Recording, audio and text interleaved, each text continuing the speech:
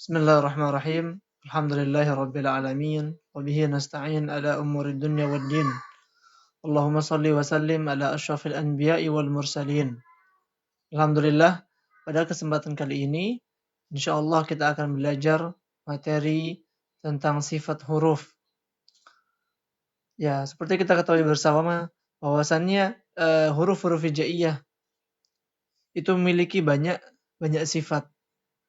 Jadi, satu huruf semisal huruf alif itu memiliki beberapa sifat. Kenapa kita belajar tajwid yaitu tentang sifat huruf? Yang pertama adalah membedakan huruf-huruf yang sama makhrajnya. Dengan kita belajar tentang sifat huruf, kita akan mengetahui huruf-huruf yang sama makhrajnya ataupun yang beda-beda makhrajnya. Kemudian keuntungan atau manfaat dari kita belajar sifat huruf yaitu pengucapan huruf dengan makhraj dan sifat yang benar. Jadi kita mengucapkan huruf-huruf hijaiyah itu yang benar setelah kita belajar sifat huruf. Kemudian dengan kita belajar sifat huruf, insyaallah kita akan tahu huruf-huruf mana yang dibaca dengan kuat, maksudnya dengan tenaga yang kuat, dan mana huruf-huruf yang dibaca tanpa harus mengeluarkan banyak energi. Dan kita tahu kemarin pada pertemuan sebelumnya bahwasannya sifat huruf itu terbagi jadi dua, yaitu sifat huruf yang mempunyai lawan, yang ini kan, yang A, kemudian yang B, sifat huruf yang tidak mempunyai lawan yang akan kita bahas pada pekan selanjutnya. Nah, pada pekan yang kemarin kita udah bahas dua sifat, yaitu sifat hamas yang memiliki lawan sifat yaitu jahar. Kemudian syiddah yang memiliki lawan yaitu rokhawah. Yang di antara syiddah dan rokhawah ini ada namanya sifat bainiyah yang pertengahan. Nah, pada pertemuan kali ini insyaallah kita akan membahas tentang sifat huruf yang memiliki lawan yang bernama isti'la dan itbaq. Kita masuk ke isti'la dahulu. Kita masuk ke isti'la. Huruf-huruf isti'la itu ada berapa? Ada 7. Yang pertama apa? Huruf kha, kemudian huruf sha, kemudian dha, ghain, ta, qaf, dha. Nah, huruf-huruf ini dinamakan isti'la, huruf-huruf ini dinamakan huruf-huruf isti'la. Kenapa? Karena naiknya suara ke langit-langit mulut ketika kita mengucapkan huruf-huruf ini.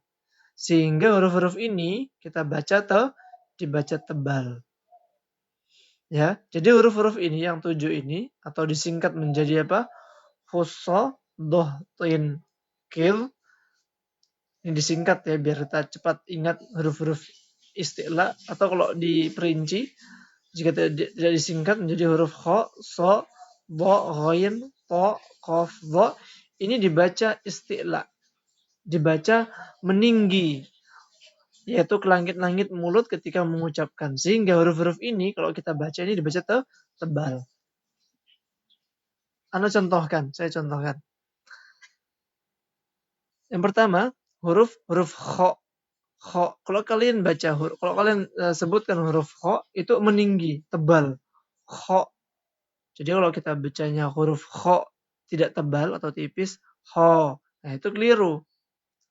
Kamu akan bacanya benar jika kamu baca huruf kha dengan tebal. Kha. Kemudian so, do, gha, to, ko, zo. Nah, ya kan? Kalian dengar nggak? Tadi saya baca tebal semua. Kalau kalian baca 7 huruf ini dengan suara yang tipis, ho, so, do, ho, itu keliru. Yang benar tebal. Kho, mau harokatnya fathah atau kasroh atau dhammah, dia dibaca tebal. Semisal saya contohkan huruf kho, khi, khu. Nah, seperti itu. Dibaca tebal semuanya.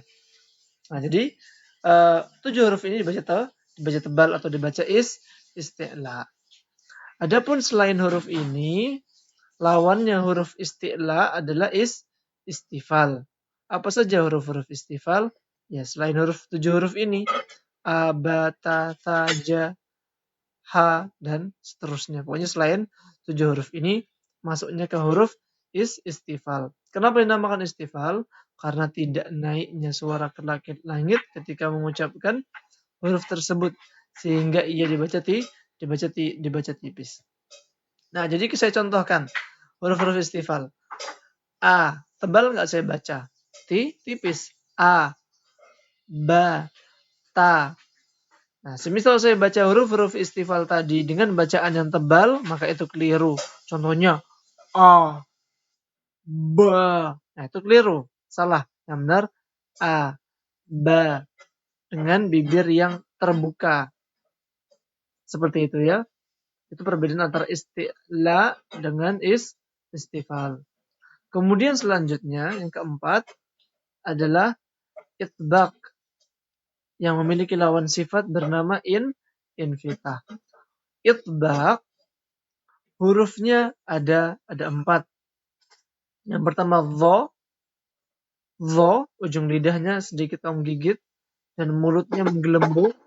Dho, to, do, so.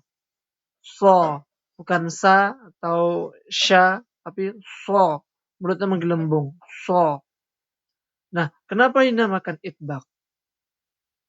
Jawabannya adalah karena terkumpulnya suara di antara lidah dan langit-langit ketika mengucapkan huruf-huruf yang keempat ini.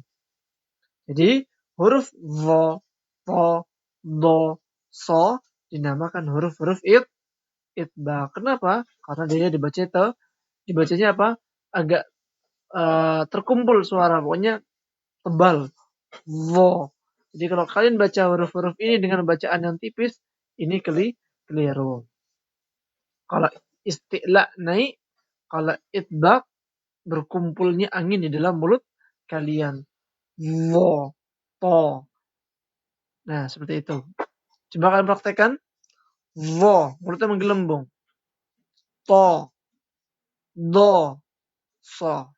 Nah, ini namanya huruf-huruf itbaq. Selanjutnya, lawannya dari itbaq adalah infitah. Infitah itu artinya terbuka ya kalau dalam bahasa Indonesianya. Nah, infitah di sini adalah maksudnya tidak terkumpulnya suara antara lidah dan langit-langit ketika kita mengucapkan huruf-huruf tersebut. Huruf-huruf infitah ini adalah huruf selain dari 4 ini. Apa contohnya? A, ba, ta, dan seterusnya. Pokoknya selain 4 huruf ini disebut huruf infitah. Jadi ketika kita baca A, nggak ngelembungkan mulut kita, terbuka malah. A, ba. Nah, misalnya kita bacanya huruf A dengan cara praktek itbaq itu keliru, misal O. Nah, itu salah. Itu salah. Nah, alhamdulillah. Jadi pada pertemuan kali ini kita membahas tentang isti'la yang lawannya sifat istifal, kemudian itbaq yang lawannya infitah. Nah, jadi dengan kita mempelajari sifat huruf ini, kita sudah mengerti bahwasannya huruf-huruf hijaiyah itu memiliki banyak sifat. Jadi, satu huruf hijaiyah, anggaplah huruf alif, itu memiliki banyak sifat. Contohnya, alif huruf A itu sifatnya apa? Dia jahar. Dan huruf A termasuk huruf syiddah. Nih, huruf syiddah. Kemudian huruf A termasuk huruf apa? Huruf istifal. Huruf A juga termasuk huruf infitah. Begitu.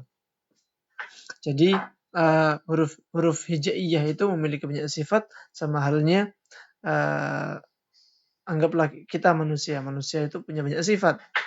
Manusia punya banyak sifat. Nah, begitu juga dengan huruf-huruf hijaiyah memiliki banyak sifat. Wallahu a'lam bishawab. Semoga materi kali ini mudah difahami.